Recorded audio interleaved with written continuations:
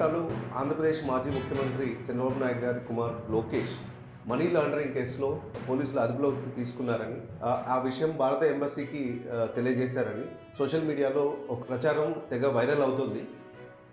ఈ విషయమై వాస్తవాలు తెలుసుకునేందుకు మనతో సీనియర్ జర్నలిస్ట్ శ్రవణ్ కుమార్ గారు ఉన్నారు. శ్రవణ్ కుమార్ గారు, ఈ గత రాత్రి నుంచి చంద్రబాబు నాయుడు గారి కుమారుడు లోకేష్ మనీ లాండరింగ్ కేసులో అదుపులోకి తీసుకున్నట్టు బాగా ఫేస్బుక్, ట్విట్టర్, సోషల్ మీడియాలో వైరల్ అవుతున్నాయి పోస్టులు. ఇందులో వాస్తవాలు ఎంతవరకు ఉన్నాయి? గత 2 ఏళ్ళుగా మీరు ఫ్యాక్ట్ చెక్లో పనిచేశారు. అసలు ఏంటి, ఎంత మేరకు ఇది నిజాలు? ఇప్పుడు మనకు చాలా వరకు ఏంటంటే మెయిన్ స్ట్రీమ్ మీడియా కన్నా సోషల్ మీడియా చాలా స్పీడ్గాను ఇన్ఫ్లుయెన్సబుల్గా ఉంది జనరల్గా.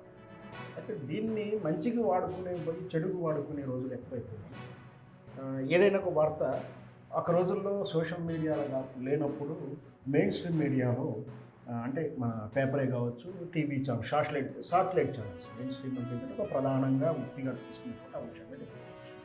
ఒక వార్త వస్తున్నప్పుడు గుడ్డిగా కూడా గ్రౌండ్ నుంచి వచ్చినప్పుడు, అంటే లోకల్ రిపోర్టర్ ఇచ్చినప్పుడు గుడ్డిగా కూడా వీళ్ళు నమ్మకుండా దాని వాస్తవాలు, ఎవిడెన్స్లు, దాని తాలూకు సమాచారం పూర్తిగా ఉండి ఒక మెచ్యూరిటీ జర్నలిస్ట్ పంపించినప్పుడు మాత్రమే ఇట్లాంటి బ్రేకింగ్ న్యూస్ను పబ్లిష్ చేసేవారు.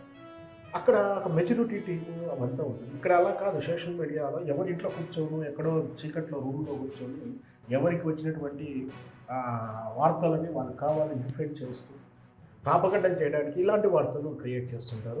ఎందుకంటే లోకేష్ బాబు అరెస్ట్ అయ్యాడు, అమెరికాలో అదుపులో తీసుకున్నారు, వాళ్ళు బాగా విచారిస్తున్నారు మనీ లాండరింగ్ కేసులో.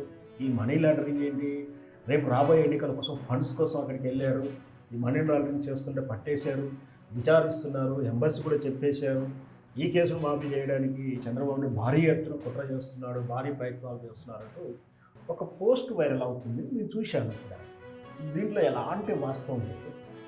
ఎందుకంటే ఇది ఒక పార్టీ ప్రయోజనాలు దృష్టిలో పెట్టుకొని ఇంకొక పార్టీని బ్లేమ్ చేయడానికి ఈ విధంగా తప్పుడు కథనాలు క్రియేట్ చేస్తూ, ఈ తప్పుడు కథనాలు పనిష్మెంట్ ఉంటాయని కూడా తెలుసుకోవాలి, అయినా కూడా తెగించి ఇట్లా చేస్తున్నారు.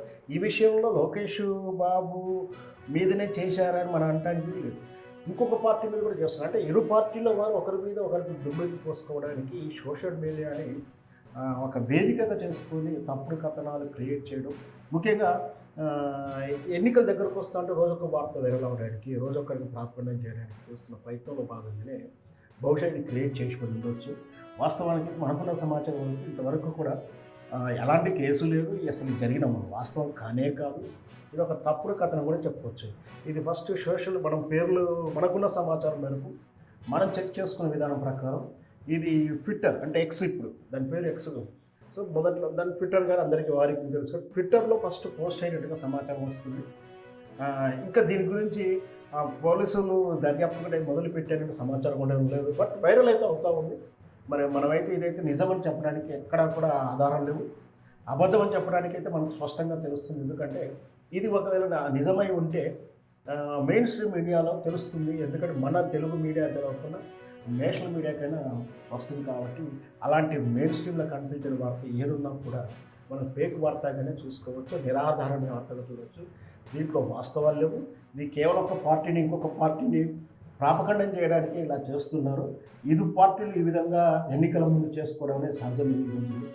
ఇట్లాంటి వార్తలు, తప్పుడు కథనాలు ఖచ్చితంగా సైబర్ క్రైమ్ కిందకి వస్తుంది. ఖచ్చితంగా అది ఎవరి ప్రయోజనాలకు చేకూర్చినా, ఎవరికి డ్యామేజ్ చేసినా ఖచ్చితంగా చట్ట పరిధిలోకి శిక్షించబడతారు. ఖచ్చితంగా ఇట్లాంటి వార్తలు నమ్మకూడదు. కేవలం ఇది ఒక పార్టీ ప్రయోజనాలు దెబ్బతీస్తూ ఇంకొక పార్టీ వాళ్ళు క్రియేట్ చేసిందిగా భావించవచ్చు. ఒకవేళ ఈ చట్ట పరిధిలోకి ఎవరైనా ఏమన్నా కంప్లైంట్ చేస్తే, కేసుకి వెళ్తే ఖచ్చితంగా దానికి పనిషబుల్ అవుతుంది. ఇట్లాంటి కథనాలు నమ్మడానికి వీల్లేదు. ధన్యవాదాలు శ్రవణ్ కుమార్.